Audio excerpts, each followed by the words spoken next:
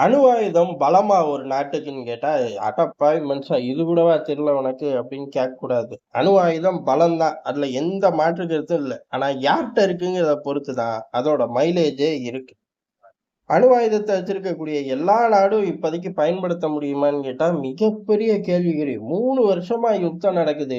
ரஷ்யாவே வெளியில எடுக்காம யோசிச்சுக்கிட்டு இருக்கு. அன்னைக்கு அமெரிக்கா போட்டானா, பதிலுக்கு போல ஜப்பான்ட்டயும் ஒண்ணும் இல்ல. ஜப்பானுக்கு குடுத்து ஹெல்ப் பண்ணவும் எவன்ட்டயும் எதுவும் இல்ல. அதனால அணு ஆயுதத்த போட்டுட்டு, சும்மா ஜம்முன்னு வெள்ளை மாளிகையில உட்காந்துக்கிட்டாய்ங்க. இன்னைக்கு நிலைமையே அப்படி கிடையாது. ட்ரெண்டே வேற. இருந்தாலும் அணு ஆயுதம் அப்படிங்கிறது ஒரு பிரம்மாஸ்திரம் தான். வெளியில எடுத்தா முடிஞ்சு போச்சு ஜோலி அப்படிங்கிற மாரி. ஆனா, அந்த அணு ஆயுதத்த வெளியில எடுக்காம வச்சிருந்தனாலயே ஒருத்தன் ஜோலி முடியுது அப்படின்னா, அது பாகிஸ்தானா தான் இருக்குமாட்டுக்கு. அதத்தான் விரிவா பார்க்க போறோம். பாகிஸ்தான பொறுத்தவரை எப்ப பார்த்தாலும் பிச்சை எடுக்கிறதுக்காக மத்திய கிழக்குல இருந்து வளைகுடா வரை இருக்கக்கூடிய இஸ்லாமிய நாடுகளுக்கு பாகிஸ்தான் அணு ஆயுதம் காத்து நிக்கும் அப்படின்னு சொல்லி கத்திக்கிட்டு இருப்பாங்க. ஒரு பயலும் கண்டுக்க மாட்டாங்க.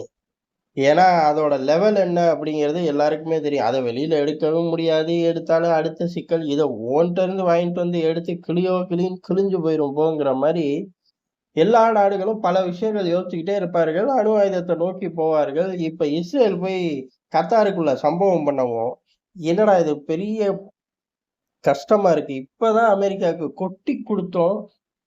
ஆனா, இப்படி நம்மள கவுத்துட்டாங்களே அப்படின்னு சொல்லி மன்னர்களுக்கு பூரா ஒரே பதட்டம் ஆயிருச்சு. மன்னர்கள் பூரா ஒண்ணு சேர்ந்து உட்கார்ந்து பேசிக்கிட்டே இருந்தார்கள். அதாவது அரபு உலகத்துக்கான ஒரு தனியான நேட்டோவ உருவாக்குறோம் அப்படின்னு. ஏலே ஐடியாலாம் நல்லா தான் இருக்கு. ஆனா உங்க டீ டிகாஷன்லாம் விளங்காதே. நீங்க ஒண்ணு சேர மாட்டீங்களே, செய்ய மாட்டீங்களே அப்படின்னா, செய்றாய்ங்களோ இல்லையோ, ஆளாளுக்கு தன் நாட்ட பாதுகாக்க தான் ஓடிக்கிட்டு இருக்காய்ங்க. அதுல முக்கியமான ஆளா, ஆளா பட்டத்து இளவரசர் கைய தூக்கிட்டாரு. எங்க வந்துட்டாரு அப்படின்னா, பாகிஸ்தான் கூட ஒரு டீல போட்டார்.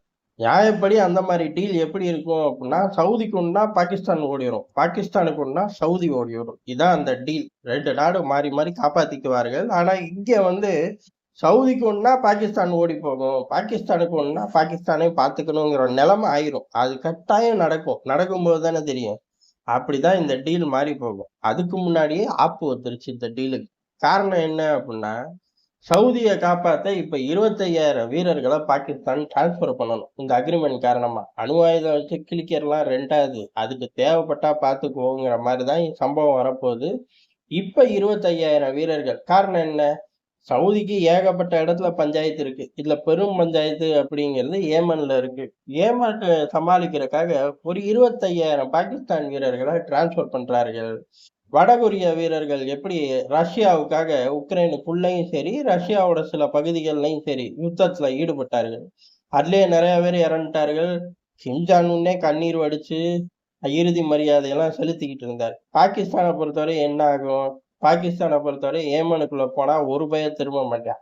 சரி நான் பாகிஸ்தான்லயே இருக்கேன் அப்படின்னா, பலூச்சிஸ்தானுக்கு அனுப்புவாய்ங்க. அங்கேயும் ஒரு பய திரும்ப மாட்டான். சரி ரைட்டு வீர மரணம் அப்படின்னு எடுத்துக்கிட்டாலும் அத அபிஷியலா சொல்லியும் சொல்ல மாட்டாய்ங்க, அழுகவும் மாட்டாய்ங்க, அந்த வீரத்துக்கு உரிய அங்கீகாரத்தையும் குடுக்க மாட்டாய்ங்க.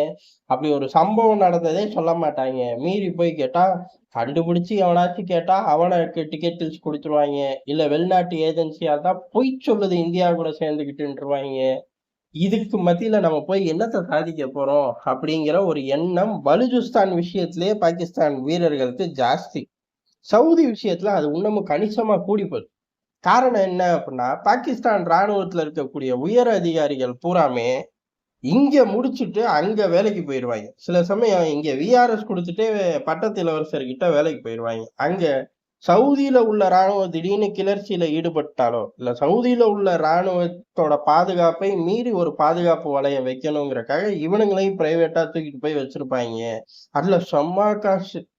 இவனுங்க ராணுவத்துல சேர்ந்த உடனே கொள்ளையடிக்க போறோங்கிறது தெரிஞ்சு போயிரும்.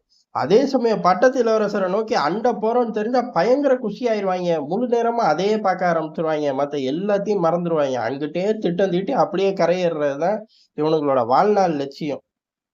அப்படி ஒரு குரூப் மஞ்ச குளிச்சுக்கிட்டு இருக்கக்கூடிய இடத்துல, இல்ல இல்ல நீ ஏமனுக்கு போ, சண்டை போ, திருப்பி வரியா வரலையாங்கலாம் தெரியாதுன்னா எப்படி கிளம்பி போவாய்ங்க? ராணுவத்துக்குள்ள கச்சமுச்சா ஆயிப்போச்சு. அந்த ராணுவத்துக்குள்ள ஏற்கனவே ஏகப்பட்ட விஷயங்கள் ஓடிக்கிட்டு தான் இருக்கு.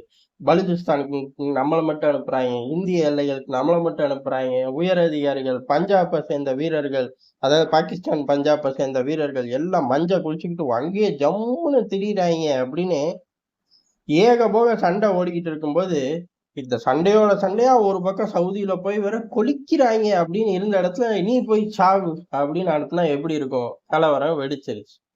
அக்ரிமெண்ட்ட போட்டு வந்து கொள்ள நாள் கழிச்சு தான் பிரச்சனை வரும்னு நம்மலாம் எதிர்பார்த்தோம். பாகிஸ்தான் தானே இப்பயே பிரச்சனைய அனுப்பி விடுறேன் பாருன்னு பட்டத்து இளவரசர் பண்ண வேலை, பாகிஸ்தான் மிரண்டு போயிருக்கு. இதுலருந்து பாகிஸ்தான் தப்பிப்பானா? பாகிஸ்தான்ல தினந்தோறும் சம்பவம் தான். அதனால இந்த சம்பவத்துல இருந்து தப்பிக்க வாய்ப்பே இல்ல. அணு ஆயுதம் இருக்கிறவன் எல்லாம் கிங்கு கிடையாது. எல்லாராலயும் மைலேஜ் எடுக்க முடியாது. யார்ட்ட இருக்குங்கிறத பொறுத்து தான் மைலேஜ் எடுக்க முடியுங்கிறது பாகிஸ்தான் விவகாரத்திலேயே நிரூபணம் ஆயிருச்சு அப்படிங்கிறது தான் எதார்த்தமான உண்மை.